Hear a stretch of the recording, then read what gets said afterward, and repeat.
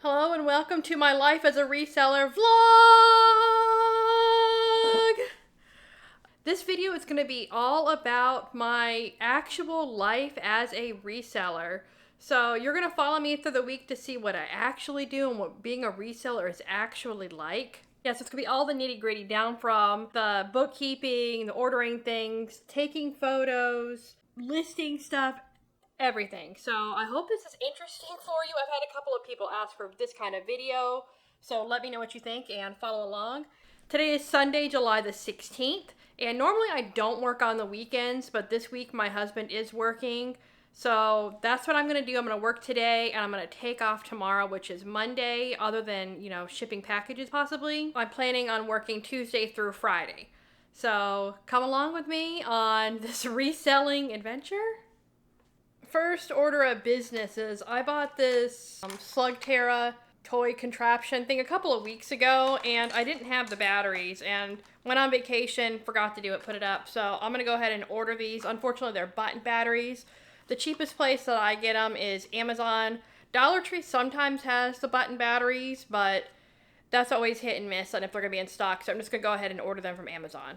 $4 later, I have a 10-pack coming to me. This is cheaper than going to the Dollar Tree, I think. Actually, it was a $1.25 tree, and I think you'd only get 4 of them in a pack.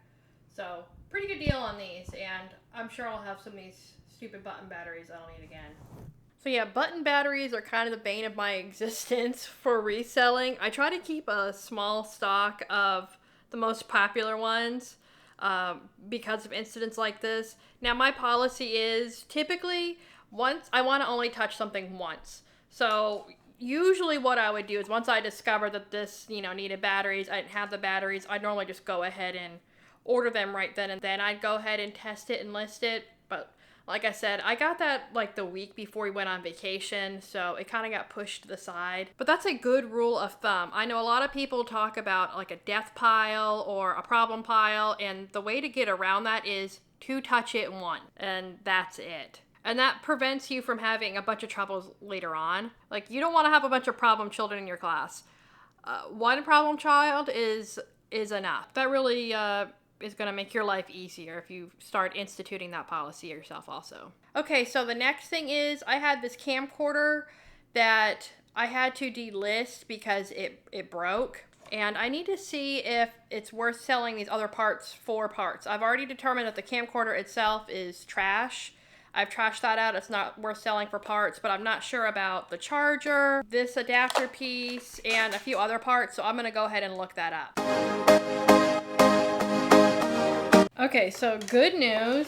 I can sell this charger and this adapter piece for about $30, and this battery I bought specifically for the camcorder that is now broken, but I should be able to get about $10 to $15 out of that. It all goes to the same system, so I'm going to sell this all as a set, and I'm going to try to get about $40 out of it.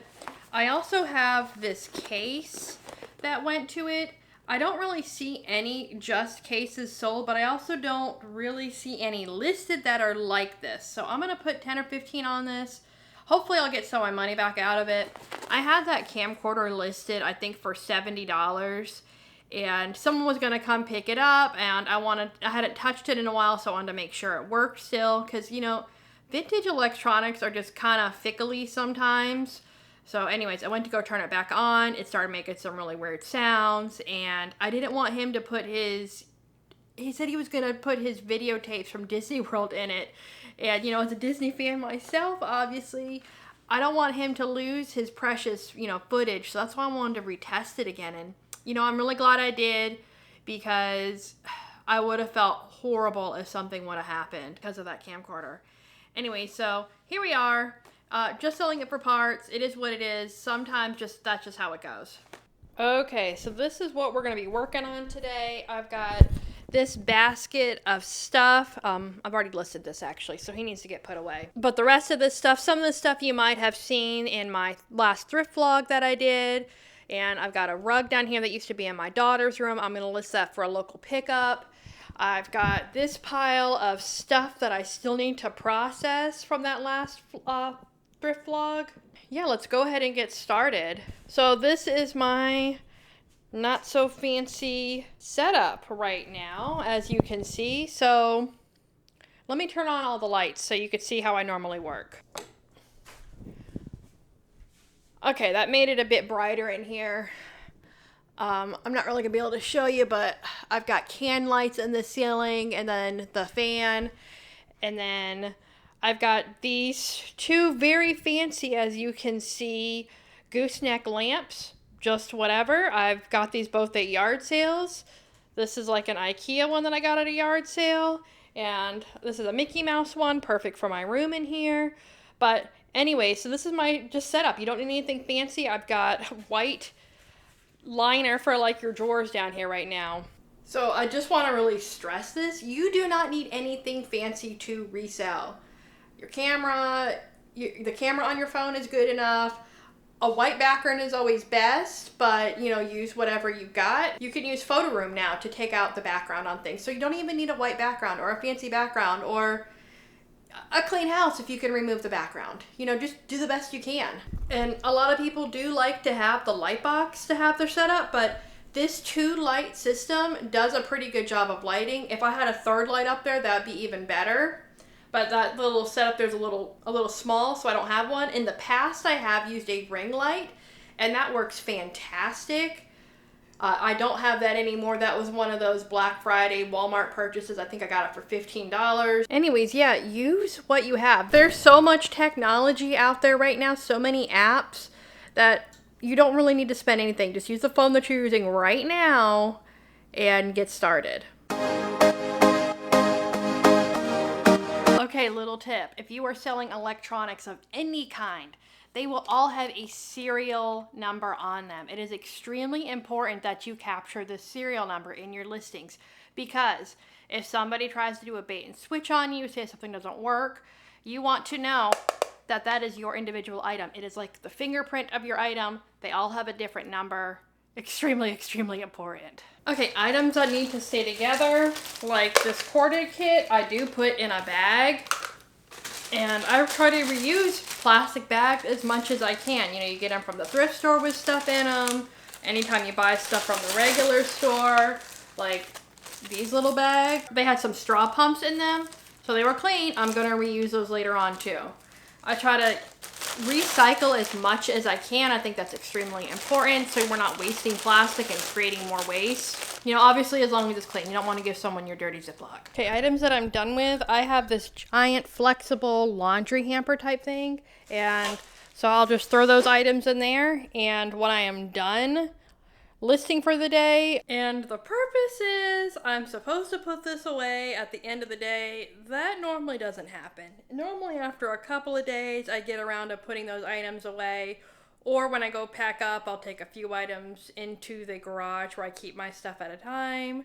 I mean, I'm just keeping it real. I'd like to keep this room clean, but as you can see, it's a little bit of a beautiful mess, if you will. Okay, I'm doing this kitty cat next. Always want to make sure that you can see the eyes well. Sometimes I use a toothbrush to do that, but this one looks pretty good.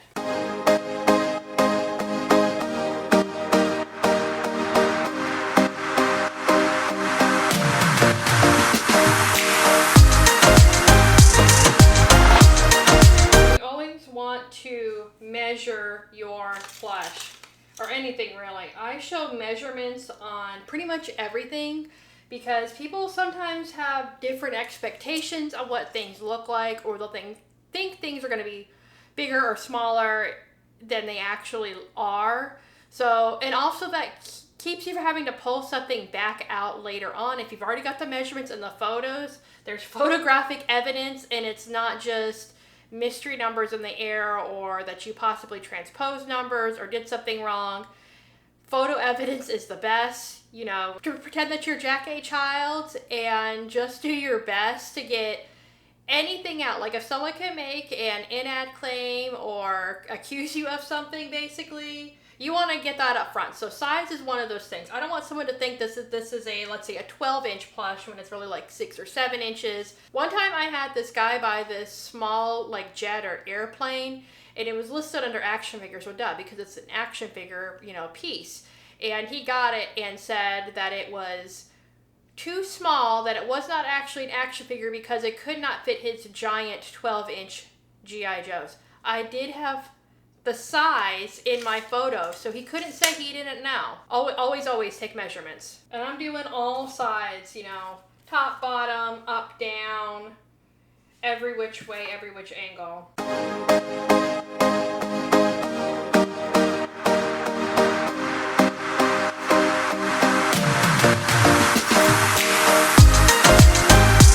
This right here is why I don't like selling clothes, because this has got a tiny little stain on it that I didn't notice before. Now these were my personal shorts that I no longer fit because I like Coca-Cola and cookies and I don't like exercise. So anyways, I'm going to try to get like this little yellowish stain out and we'll see what happens. If I can't get it out, I'm probably just going to go ahead and list it and disclose the stain.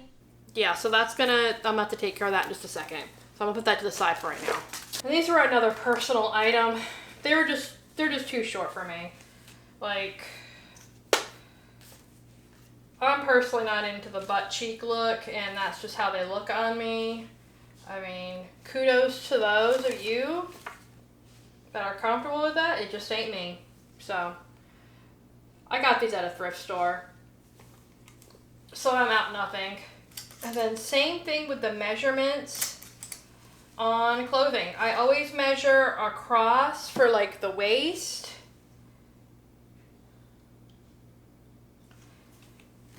And then I do the length.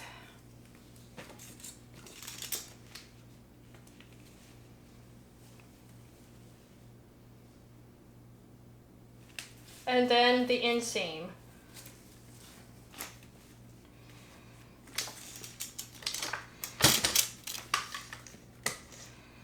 And this inseam is why I will not wear these shorts, because I'm into the 5-inch inseam life now. That's where I'm at in my life, the 5-inch inseam club. 4-inch maybe if we're gonna get wild.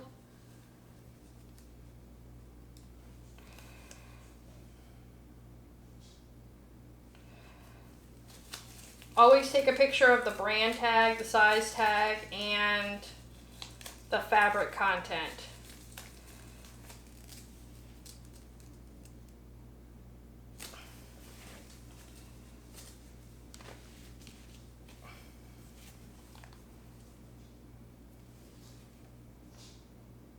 I keep all of my supplies right near me so I don't have to move as little as possible. I got a screwdriver, lint roller, rubbing alcohol. I could probably do a whole video on my supplies. If you want to see that, please let me know in the comments down below.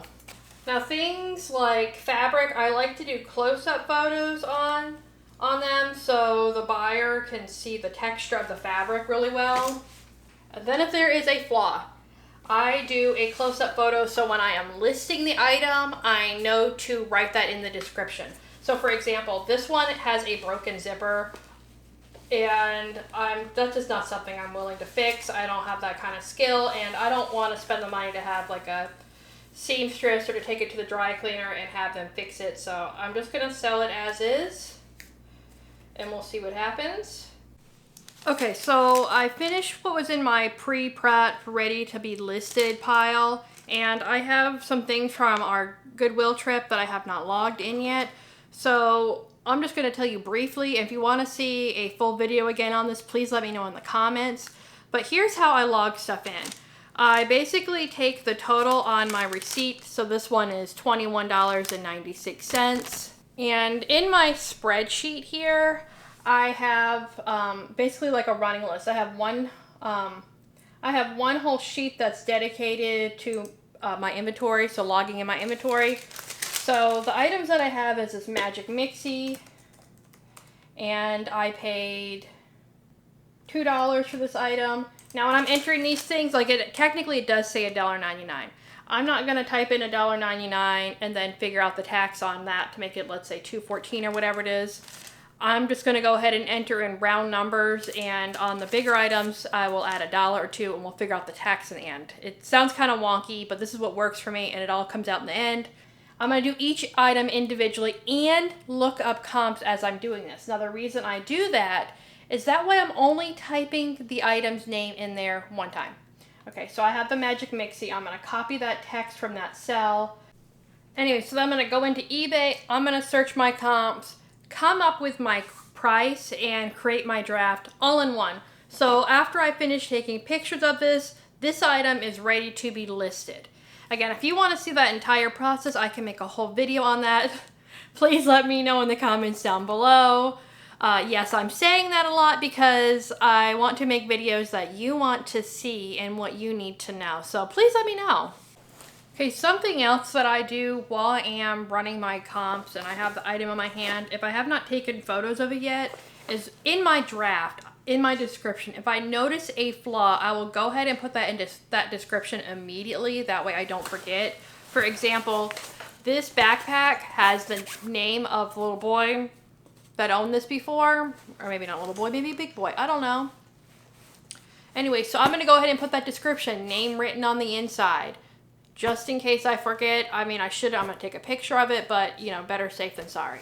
Okay, as I was looking at comps and getting everything ready, I noticed I had a bunch of listings that are getting ready to end in about 30 minutes. So what I did is I went ahead and ended them all myself, and now I'm going to click sell similar.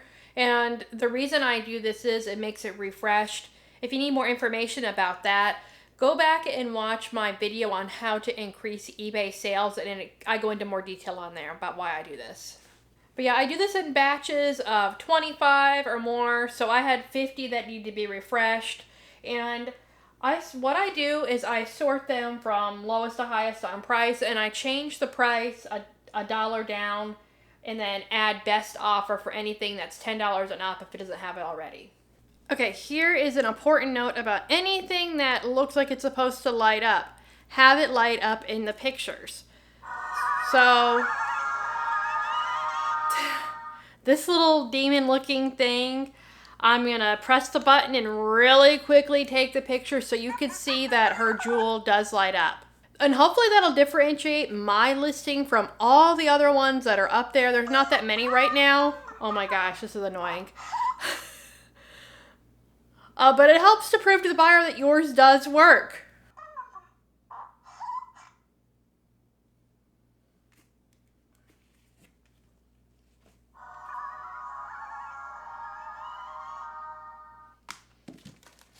Okay, this comforter that I got, I noticed that there are a few spots on it. I'm not sure if you're going to be able to see this on camera, but I'm going to go ahead and take care of this. And right now, I'm really liking this Tide Rescue Spray. So I'm going to go through, I'm going to lay out this comforter on the ground, spray out the spots. That Mixie won't shut up. And then I'm going to go ahead and put this in my washing machine. And we'll see how it comes out. This will be on the photo block for tomorrow, or actually Tuesday, most likely. If I can get the spots out, I will give it one more go round. If it doesn't, 2 go rounds is my absolute max for stain treating. After that, it gets listed as is. There's a hole in it. There's a hole in it. I'm gonna have to sew that up tomorrow. I can do that pretty quickly.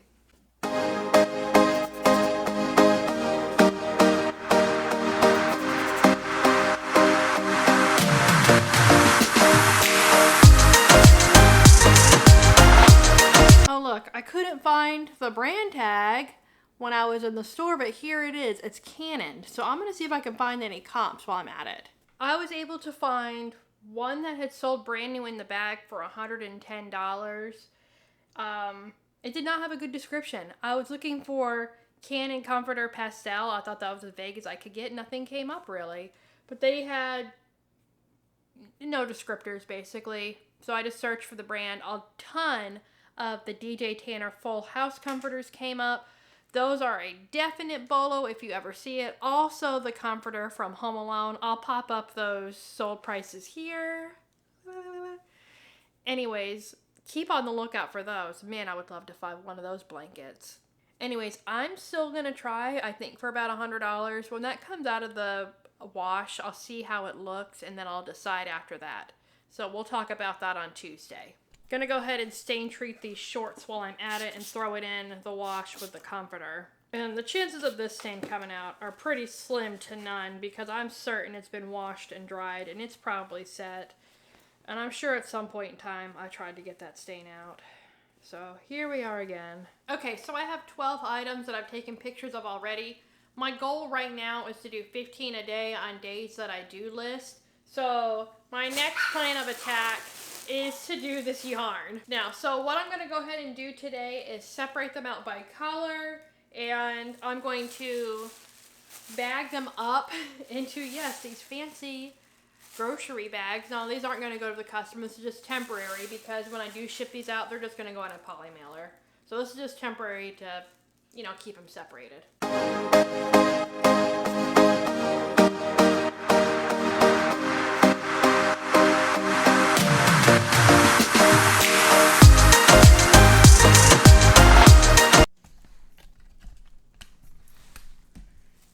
Okay, that wasn't too bad. That was pretty quick. They're all sorted.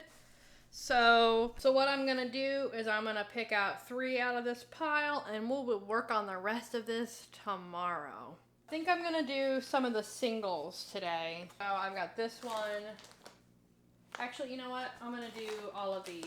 They're all the, I'm actually gonna do all of these. They're all the same brand.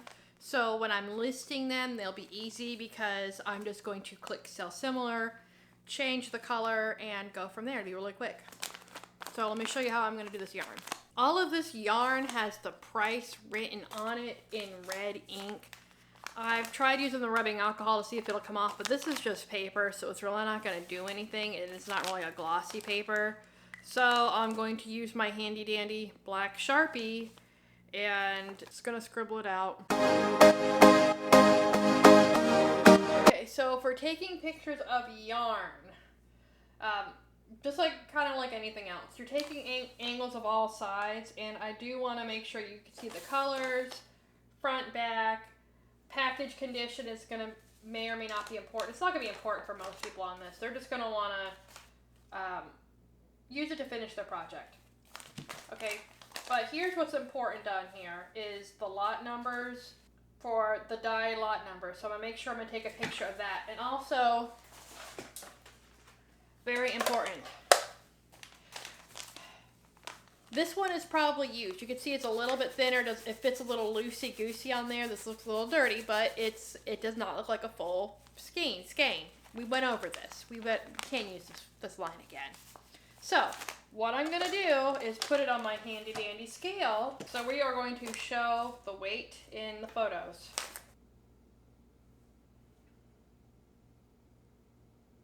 And actually, surprise of the prize, they both had the same weight in it. So, okay, these 2 are going to go in our handy dandy, lovely, fancy bag.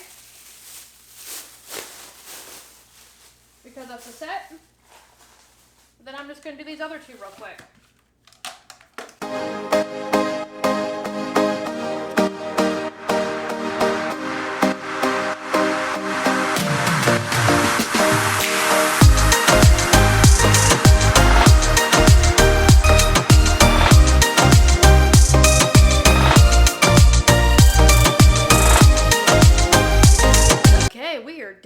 Picture portion of the day. We are done with the glamour shots. So what I'm gonna do is I do all of my photos on my phone, and I just transfer them over to my Google Photos on my computer.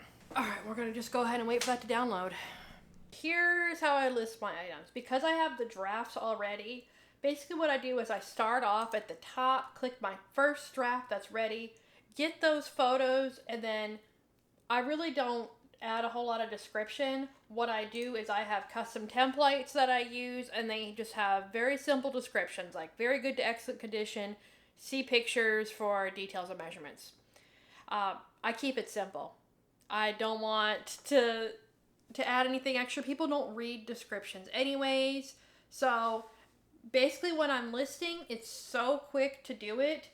And right now I'm also testing out a cross-listing service called Flip. It's free to use. Normally I manually cross-list myself, just copy paste, and I'll do a video on both of those techniques. Let me know if you're interested in that. Anyway, so I'm just gonna go ahead and list. I don't think there's gonna be really anything else exciting that's gonna happen. I'll let you know if there is. If not, I will see you Tuesday.